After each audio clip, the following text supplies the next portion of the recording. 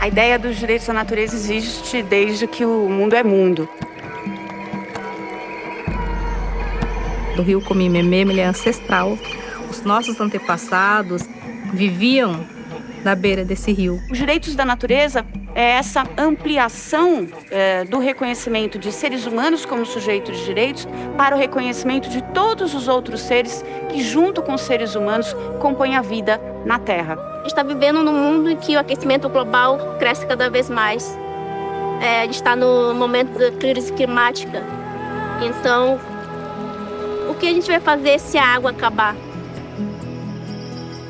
Como assim, essa árvore tem seus próprios direitos? Ah, mas é para proporcionar sombra aos seres humanos. Não, ela tem seus próprios direitos de manter suas copas por si só, né? Para si mesma. Seus direitos intrínsecos, a gente diz os direitos intrínsecos da natureza.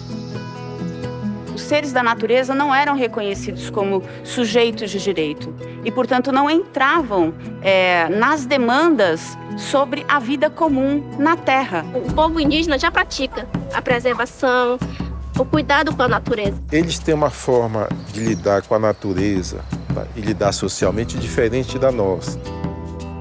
Porque para um povo originário, não é o eu, não é o você que tem o direito sobre aquela terra. A noção de propriedade privada não existe dentro dos povos originários. O conceito de casa comum é muito mais forte. E uma colocação da natureza não como objeto, como uma mercadoria a ser consumida, mas como água a ser preservada. Mas eles cumpriam esse papel de manter os biomas, de manter a natureza, de nos ensinar um conhecimento que nós estamos alienados há séculos. Porque olhar para o ser humano como um recurso financeiro, no caso da escravidão, ou para a natureza como um capital a ser acumulado, no caso da exploração dos recursos, foi algo que se desenvolveu naquele período da transição de um governo, de uma forma de organização social feudalista para os primórdios de um capitalismo. E isso se mantém até hoje. Então, quando observamos a forma como nós nos relacionamos com os recursos naturais, com as árvores, com os rios, com as plantas, vemos que nasce daí esta forma colonialista de enxergar a natureza não como um ente, não como um ser, não como um fato existente na realidade, mas como algo a ser dominado. O rio Mamoré é água internacional porque está na fronteira com o Brasil. Tanto Brasil e Bolívia sintieran en el corazón ese desejo de poder hacer algo. Convida é o Comitê de Defesa da Vida Amazônica na Bacia do Rio Madeira. Essa iniciativa surgiu a partir da realização do segundo Encontro Sem Fronteiras em 2016 entre Brasil, Bolívia e Peru. Somos defensores de los derechos de los ríos. La preocupación de nosotros es el medio ambiente, es la naturaleza de los ríos que sea modificada. Porque los ríos están contaminados. El agua dulce se está acabando. Então nós temos povos indígenas, nós temos pescadores, nós temos agroextrativistas, nós temos extrativistas, nós temos militantes sociais também da cidade e nós temos também militantes que são indígenas que vivem em contexto urbano, além de também contarmos com a participação de representantes de pastorais sociais da Igreja Católica, como também membros de outras denominações religiosas. Então ele nasce dessa iniciativa e de um sentimento de pertencimento desse rio de maneira coletiva. Defender as causas sociais, defender a água, defender contra as grandes hidrelétricas, porque na nossa região aqui a gente tem muitos projetos de hidrelétricas. Aqui na beira do Rio Madeira, nós vivíamos. Com a chegada dos projetos hidrelétricos, nos colocaram na condição de vegetal. Passamos a viver da ilusão, passamos a viver do esperar vir alguma coisa do poder público para tentar diminuir os problemas acarretados por esse projeto. E peixe que é bom? Nada tem. Acabou o peixe daqui. O que aconteceu aqui na região de Santo Antônio, os pescadores perderam o acesso ao rio, proibidos de acessar ao rio. Era parte de peixe, né? Antes. Mas agora... E aí vai acontecendo esse desequilíbrio. Todo mundo está necessitando de energia, tudo bem. Mas e aí? E o impacto que vai gerar os moradores que estão de geração em geração ali, seus pais, seus filhos, seus avós, neto. E escolhi minha casa para envelhecer aqui no Iata, comprei uma casa de madeira e construí. Trabalhei muito para terminar meu dia de vida num lugar decente, um lugar bom de se envelhecer e morrer. Aí de uma hora para outra, olhar e ver isso aqui se acabar. Já tem 2 instaladas e continuam fazendo. E o rio Jaci é o que mais tem perdido com isso, porque ele perdeu o direito de ser rio, porque hoje ele não é mais um rio, ele é um lago sem vida porque não tem peixe. O direito ambiental ele parte de uma origem econômica. Os direitos da natureza partem de um outro lugar, que são as cosmovisões dos povos originários. Então, a partir disso, esses princípios, você já vê da profunda diferença que se dá em termos de desdobramento. Os velhos falam que o rio é o nosso grande avô, assim.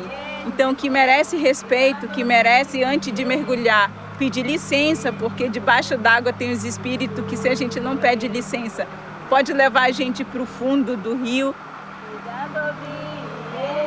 E essa é uma relação de respeito muito forte que a gente tem no território.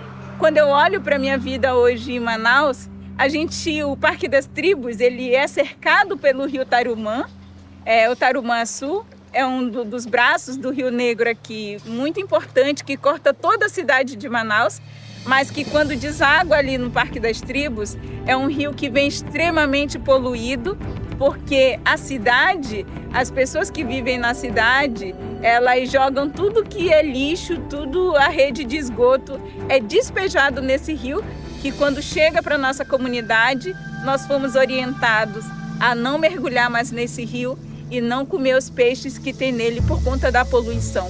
Essa relação do rio na cidade, a gente fala que a cidade de Manaus e todas as cidades do Brasil que eu já visitei, elas têm uma relação virada de costa para os rios, para os igarapés, porque todas as águas, todos os igarapés, os rios onde estão as cidades, elas estão contaminadas por conta desse modo de vida da sociedade que não tem esse respeito para com o rio, não tem esse cuidado. Então as pessoas jogam seus lixos, jogam sofá, jogam geladeira dentro do rio, como se fosse da responsabilidade do rio acolher toda o lixo que as pessoas produzem pelo seu modo de vida, né?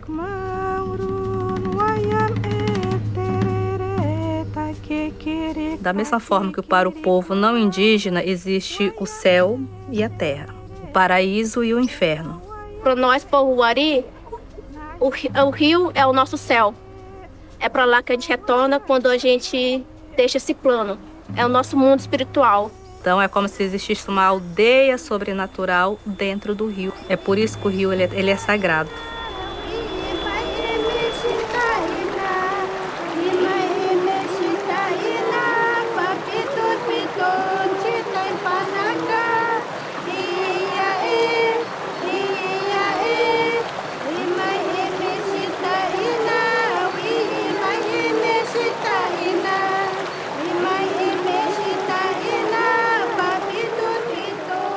E junto com a articulação brasileira pelos direitos da natureza, nós fomos então até o povo Oroarã, de Guajará-Mirim, levando então esse que é um caso mais emblemático de todos, que foi o reconhecimento dos direitos do primeiro rio brasileiro.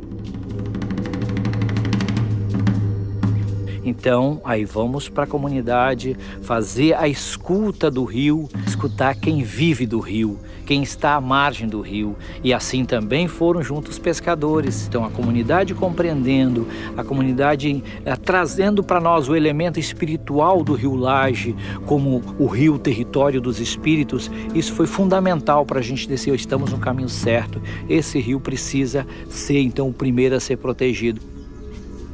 Foi o primeiro rio da Amazônia a ser reconhecido, ter esse reconhecimento, né? E esse momento foi um marco, pode-se dizer, histórico. No dia da audiência, foi um dia festivo, que geralmente durante as audiências públicas, as plenárias da Câmara, é uns gatos pingados, e nesse dia não coube todo mundo dentro da Câmara, ficou gente por lá de fora. Como que poderíamos pensar uma democracia que incluísse não só todas as raças, todos os povos, mas também todos os seres, humanos e não humanos?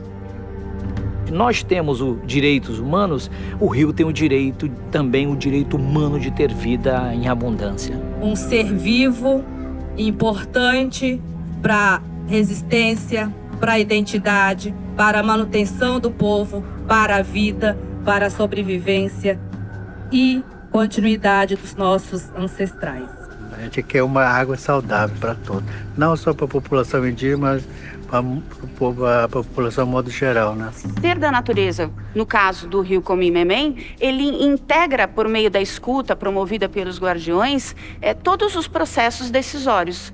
Guardiões, para ficar assim, cutucando as autoridades competentes do município, tanto estadual e tanto federal. Então é mais uma força, e não é qualquer força. É a força de um ser da natureza, integrando todos os processos que se deem no nível administrativo, judiciário, ou mesmo de construção de políticas públicas. Mas um dia chegou soja aqui.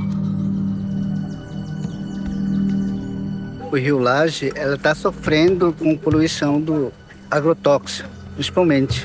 A gente tem o direito da natureza conquistado, garantido, mas a gente está cercado de soja. Soja essa que o agrotóxico cai aqui no Rio Laje. Então, tem um direito conquistado, mas ao mesmo tempo não está sendo respeitado. É uma grande preocupação nossa hoje, essas grandes plantações, esses grandes venenos que vai toda para a água, que não só para a nossa criança, mas também para a gente usar. Impactou várias crianças. Ainda mais crianças querem tomar banho no rio. Teve um tipo de doença que é o coceira. Acho que foi no ano retrasado ainda. Rapaz, a gente mal dormia aqui. A gente escutava o trator ali, né? Zoado de 1 hora, 2 horas trabalhando. Aí quando você acorda cedo aqui, você cheiro de veneno. Comecei a fazer esse projeto de lei para proibir o agrotóxico. Foi discutido uma vez e o presidente da casa engavetou o projeto. E o presidente do agrotóxico, na época, é o prefeito agora.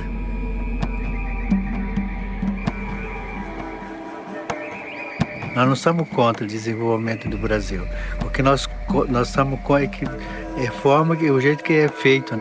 Estamos por desenvolvimento sustentável que tenha futuro para as próximas gerações. É necessário a gente continuar essa luta, porque a luta não para e não vai parar, porque querendo ou não, a gente está sendo atacado sempre. Então a gente tem que manter firme o nosso movimento.